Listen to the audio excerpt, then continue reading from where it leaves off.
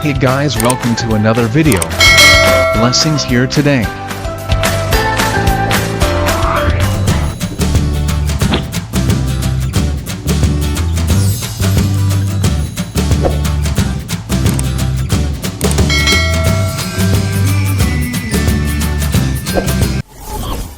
May schedule na po ba ng payout ngayong March?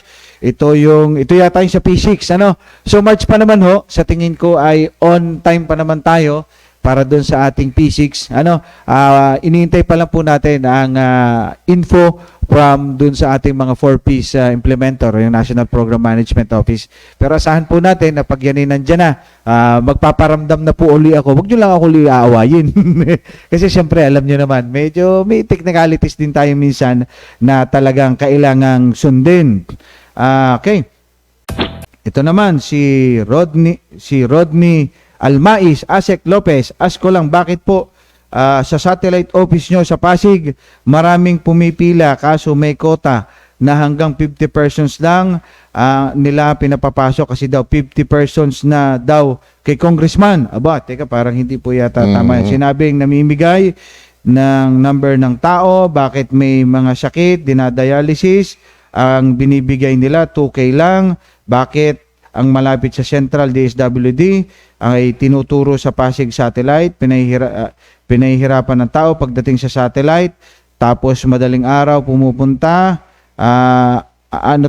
makakuha ng number kasi may quota na hanggang 50 pesos lang. Sana masagot. Well, supposedly po si Sir Rodney, supposedly ho talaga that wala hong sabi, yes, may quota ho tayo, sa hapon na ho yun, pero hindi ho yung may quota, hindi humikota dahil meron hong tayong pinaglalaanan kung congressman man yan o kahit ano. Ang lagi po natin sinasabi, nire-respeto natin ang referral system o kahit ano man yan, pero hindi po dapat ganun ang sistema. Ito po ang pangako natin kay Sir Rodney, ipame-message natin kayo, ipa-PPM natin.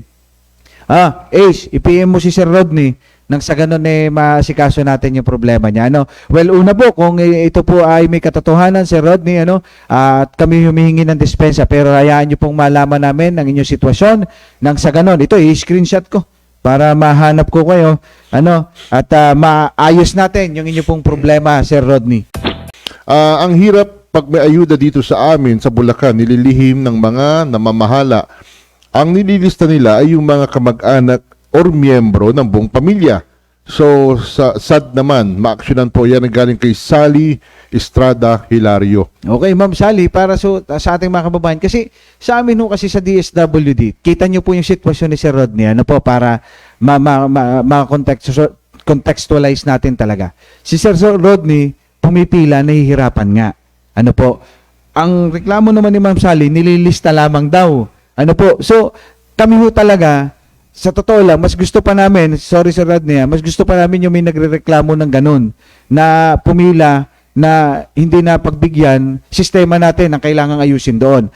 Kasi ho, yung sinasabi ni Ma'am Sally, hindi ho talaga kami ganyan, hindi kami yung lista-lista lang, bigay-bigay lang, hindi po. Kailangan ho talaga kayong magproseso, kagaya ni Sir Rodney. Kaya nahihiya kami kay Sir Rodney. Hindi yung sino hong namamahala, wala hong mamamahala niyan. DSWD lamang. Ito, partner, kaya abot hingi ako ng dispensa kay Sir Rodney. May magandang example, partner, kasi baka akala ng iba politiko priority sa mga listahan o ano. Ito, partner, last month, meron akong dating kasamaan sa trabaho from the office of the Vice President. Inilapit niya yung kapatid niya para sa medical assistance. Isipin mo ba, porket office of the Vice President yan, uupo na lang doon tapos hintayin niya yung papel? Hindi, partner. Pumila. Pinapila. Nagpunta sa akin, nagpunta sa opisina ko, tinulungan natin pero hanggang dito lang kami. Itinuro lang natin kung saan sila pero pipila. Pumila. Isang, inabot din siya ng halos buong araw din. So, nagkataon maraming tao nun. So, hindi porket ng politiko yan, VIP or hindi po ganun. So, ang ating nga po, kay Ma'am Sally po, ulitin natin, wala ho talaga hindi ho kami yung ganyan, yung magpapalista, ituro nyo kung sino hindi ho. Kaya nahihiya kami kay Sir Rodney kanina kasi kailangan nyo talagang pumila. Kailangan nyo magproseso. Hindi ko alam kung sino yung sinasabi nyo tagapamahala na yan. with all due respect do sa mga kapatid natin sa iglesia, baka magalit ho sa inyo. Hindi ho talaga ganon. Kailangan nyo hong magdumaan sa proseso. Kailangan nyo hong pumila. Kailangan nyo magsumite ng mga dokumentong nagpapatunay na kayo nangangailangan at hindi ho yung ganun. Kaya hindi ko masasagot kung ano yung sabi ni yung mother leader sa bawat purok sa barangay. So, thank you Ma'am Sally sa pag-reply mo. Ang sabi niya, mga sir, ito po yung mga mother leader sa bawat purok sa barangay. Ma'am, kahit yan po si mother father pa, talagang hindi ho namin sila kasama sa DSWD. Mother daddy, mother doc, kahit mother siniguelas pa po yan, wala pong mother leader sa hierarchy ng DSWD. Ang meron lamang po kami social worker, development workers, dito sa DSWD. Baka po ito'y sistemang pinatutupad sa inyong lokalidad na hindi na po kontrolado ng DSWD. Pero pag kayo po ay hihingi ng tulong sa DSWD, kagaya po ni Sir Rodney na yun nga hindi pa natulungan, kailangan po talagang pumila. Kailangan ho talagang mag-process. Baka ibig sabihin po niya, parent leader, bawat barangay. Yan po ang katuwang ng ML at CI. Yung mga municipal link at CL siguro ito. Salamat po, Ma'am Minnie. Well, sa atin po, kung yan po ay katuwang ng DSWD, well, salamat po. But then, yun nga lang po ang atin. Yung nabanggit po nung isang nag-message sa atin, si Ma'am Sally, na kumbaga, sila lamang daw po. Yun ang hindi ho natin. Yun ang hindi natin, kumbaga, kinukondon. Yun ang hindi natin kukonsintihin. Ang atin po kasi, well, tayo po, respect tayo, nagpapasalamat tayo sa samahan na nagkakaisang 4-piece beneficiaries, yung mga samahan po ng mga 4-piece beneficiaries natin, wini-welcome po natin. Yun nga lang, yung message kasi ni Ma'am Sally kanina, ang sinasabi, kumbaga, sila na lang daw yung magkakasali sa listahan. Well, kung yun about 4-piece program, tama, concern nga naman nila yon ng mga leader ng grupo ng 4-piece, pero yung kumbaga mo-monopolize para kasing ganun yung kwan ni Ma'am Sally kanina, parang minomonopolize daw nila yung benefits or yung mga programa ng DSWD. Yun po, we discourage that, But then kung kayo po ay kasama yung mga parent, yun ang alam ko, yung parent leader ng 4-piece program, yan, we welcome ho yan at ayaw lang natin may namomonopolize na mga benepisyo o yung mga sabihin na natin kapakinabangan mula po sa DSWD. May tumatanggap sa 4-piece po na patay na ang beneficiary. Hindi po ninyo binabahay-bahay. Yumayaman po sila sa pera, gumaganda ang bahay nila, nakabili ng mga gamit sa kamotor. Ano masasagot mo rito, Asek? Kung pagbabatayan po natin yung 4-piece, baka 4-piece times 10 ho ito. Pero siyempre mali ho talaga pag yung ating mga beneficiary. Tandaan ho natin, yung 4-piece beneficiary po ay hindi ho yung nanay at tatay. Ang 4-piece beneficiary po ay yung bata. So, hindi ko alam kung sinong namatay, nakikiramay po kami dun sa namatay. Pero ito po, kidding aside, yan po ay kasama po, kaya nga po may tayong reassessment, kaya po yung ating mga beneficiaries sa 4-piece may mga naantala pa yung payout dahil nga chinecheck po natin, binabahay-bahay. Pero ako po, modesty aside, I doubt it na yayaman kayo sa ating 4-piece grant, conditional grant.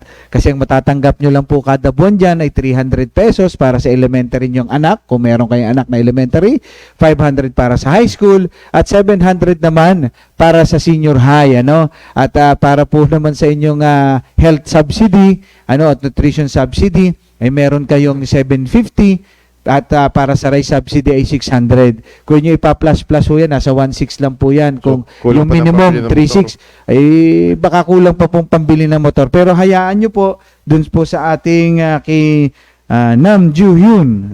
Thank you for messaging us from Korea. Ay atin pong itong alamin. Pero ito po, kidding aside talaga, isa sa mga tinututukan. Tandaan po natin na ipangako rin po natin na yung ating Swede ay gagawin na po natin yan taon-taon nang sa ganun, na-check nga po natin yung estado ng ating mga 4-piece beneficiary, kung nag-i-improve na yung kanilang pamumuhay, maaari na po silang umexit at gumraduate kagaya po nito kung totoo man na mayaman na po sila. Ano po, bata ang atin pong 4-piece program, kagaya po na aming sinasabi, is not a guarantee na pagkatapos niya ng programa, bilyonaryo na kayo, malaki na yung bahay nyo. Ano po? Hindi po ganon. Kasi yung ating 4-piece grant o yung conditional cash grant na natatanggap natin, ito'y tulong lamang. Tulong lamang para sa pagpapaaral, sa nutrisyon, at syempre sa health ng ating mga batang enrolled o monitored children kung tawagin natin sa programa. Abay, isang TikTok account. Abay, sa TikTok na rin meron na rin, ha? Abay, sa TikTok account. Ang nagsasabing ang muling pagbibigay ng DSWD ng educational assistance sa mga mag-aaral, kaakibat ang isang application link. Abay, Asek Romel, ano ang hashtag sa Trulang? Fake po yan, fake. Hindi kita bate kung sino man ang gumawa niyan. Wala akong katotohanan yan. Sapagkat tandaan ho natin ang ating educational assistance, yan nga po ay meron na tayong reformatted na version niyan. Ito yung Tarabasa tutoring program natin. Na yung gusto nga natin, mas sabihin na natin mas conditional yung pag-grant natin ng EDUC assistance. So ito po yung tinuturuan yung bata na struggling readers, yung batang tinuturuan nakatatanggap ng assistance, yung nagbibigay ng tutoring kundi nakatatanggap din. Ito yung mga second year college student hanggang fourth year college student para matanggap nila yung educational assistance. At paalala sa ating mga kababayan, ang DSWD hindi ho nang hihingi ng inyong mga personal information online, lalong-lalo na sa mga aplikasyon nga kagaya nitong educational assistance dahil labag ito sa Data Privacy Act. At sa atin pong mga kababayan, although we understand that you really want yung mga assistance ng DSWD, maging maingat po tayo dahil maaaring may makuhang mga importanteng impormasyon sa inyo, magamit yung mga importanteng impormasyon na yan sa hindi magandang bagay. Maraming salamat po mga ka-blessings.